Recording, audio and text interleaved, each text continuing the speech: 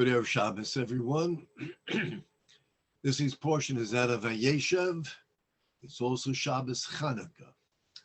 Parshas Vayeishev, we have the incident with Yosef, who is envied by his brothers. There's animosity from his brothers. He is sold by his brothers to be a slave. He's taken down to Egypt. He's purchased by a degenerate Potiphar. There, he is accused of attacking Potiphar's wife.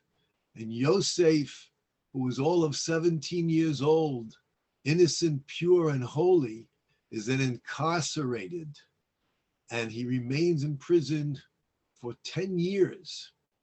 This is Yosef, who then, while he is in prison, there is also the butler and the baker of Paro, and they have dreams. Yosef interprets their dreams, and as we know, in next week's Parsha, Yosef is taken to Paro so he can interpret the dreams of Paro, and from there he begins his remarkable ascent to be viceroy and leader of Egypt, which would last for 80 years.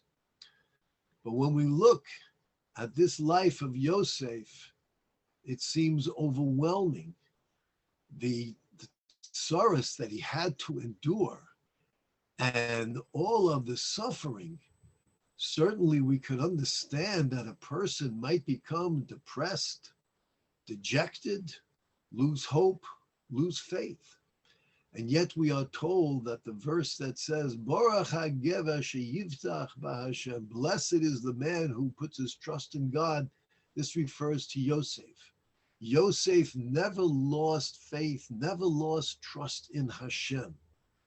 And he remained loyal and faithful. His brothers were envious. His brothers had issues with Yosef. His brothers sold him. He remained Yosef, trusting in God. He was a slave in Egypt, the most depraved location on the globe. He remained with his trust in God. He was falsely accused of attacking his master's wife, and he is imprisoned with no hope of seeing freedom. He remains trusting in God. How does a human being achieve such a level? We find also there was, in the Talmud it mentions, a great Tana who was called Nochum, and he was referred to as Nochum Ish Gamzu. Nochum, the man who frequently says Gamzu, this too, no matter what happened to him, and he had great suffering, and he had great tragedies, he would always say, Gamzu l'taiva, this too is good. This too is for the best. Amazing. He lost limbs. He lost a fortune. He lost everything. Gamzu l'taiva, this too is good. We also find by Rabbi Akiva that no matter what transpired, he would say, Kol ma da'ovid rachmana, whatever the compassionate one God does is l'tav, is good. And Rabbi Akiva also, he witnessed horrible things, oppression, suffering. He himself was put to death in a most horrific way. We mention it when Yom Kippur, when we speak about the 10 martyrs. How does a human being achieve such a level that they are not disturbed, they are not dejected, they're not depressed, but rather, this is good. Whatever Hashem does, this is good. This is also good. I remain with trust.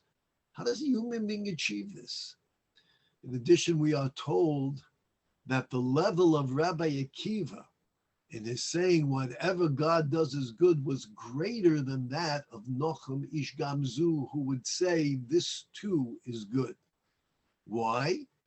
Because Nochum Ish Gamzu would seem to suggest this is a terrible, tragic event. However, this is also good. There's good here too. Whereas Rabbi Akiva would say, Kol ma, whatever Hashem does is not tragic. It's not terrible. Whatever Hashem does is purely and only good. Rabbi Akiva saw more than what Nochem Ish Gamzu was able to perceive. How can a human being achieve this? We're told that we're supposed to have bitachon, trust in God. We want to trust in God. We do trust in God. But we're certainly tested. Especially today, we see things that are so shocking and so astonishing. We see terrorists do things to other human beings that we wouldn't do to animals. And the world is silent. And all the world can say is, look how Israel is not treating some of the people in the Gaza the way they should. And we hear anti-Semitism on college campuses. And we see double standards. And we don't understand. And these are people that we march for their causes. We raise their banners. And we have no comprehension at all. And yet, we're supposed to trust in Hashem. Certainly there are those we can understand they're disillusioned. Hashem, what did we do? Where are you? How do I retain my trust? The emes is that Rabbi Akiva is teaching us how. When Rabbi Akiva said, Kol ma d'ovid rachmana l'tav, all that the compassionate one, all that God does is good. There are two statements here. Number one, everything that transpires, no matter how bleak it might appear, no matter how confusing it might seem, it is done by God. Kol ma d'ovid rachmana, everything that happens, it's God, it's the hand of God. Now, that doesn't mean that God is bringing these horrible tragedies upon us. That is perpetrated by man. But God is taking a step back, and it's part of the divine plan. Let's see what human beings do to each other when I'll remove my presence somewhat, when I'm not there supervising. Let's see what happens. Oh, God is always supervising, but maybe from a distance. Everything that happens throughout history is part of a divine plan. There is a writer, there is a producer, there is a director, and he is in charge. We think that maybe we ad lib and we are writing the script of our lives, but that's a mistake. Kol ma d'ovid, whatever happens, Rabbi Akiva says, Rachmana, it is the hand of God. And because it's the hand of God, L'tav, the second point is that it's always good.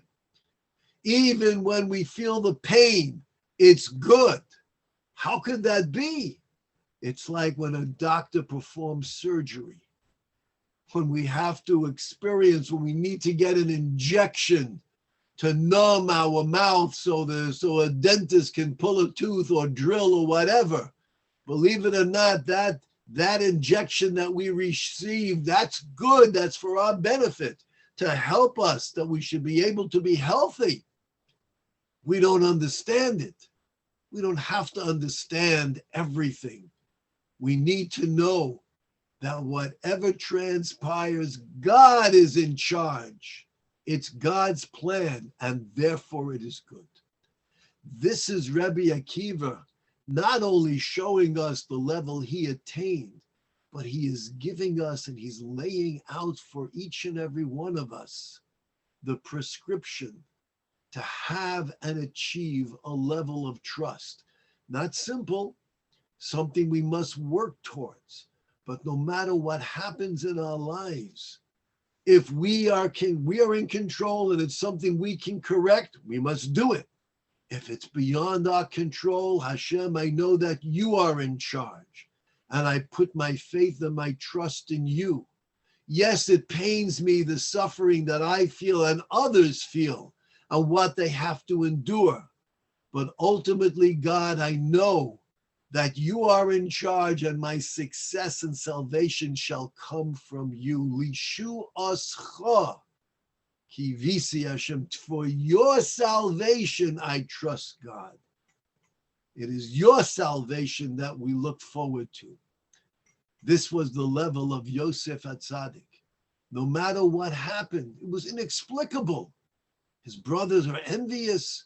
Yosef had his brothers' welfare in his heart. He was only hoping to remove whatever he saw that might have been a flaw in their character.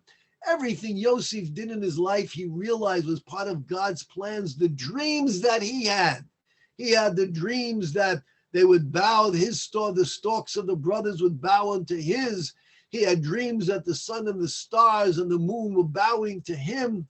He knew that there was a divine plan and he was destined for something. And Yosef was never shaken in his trust and faith in God. And this is what we must learn from this Parsha. No matter what happens, we too are part of this dream. We too are part of this mission. And no matter what happens, we put our trust in Hashem. Kol ma da'avid, whatever is happening, Rachmana, God is there, and it's latav, and it's good. God should help us that we should see an end to this war, and we should see victory from the IDF, and we should see peace for Klal Yisrael, and we should know that the peace and the success and the victories will come from God, enabling us to achieve this. Stay safe, stay healthy, and stay Jewish. Have a wonderful Shabbos and a happy Chanukah.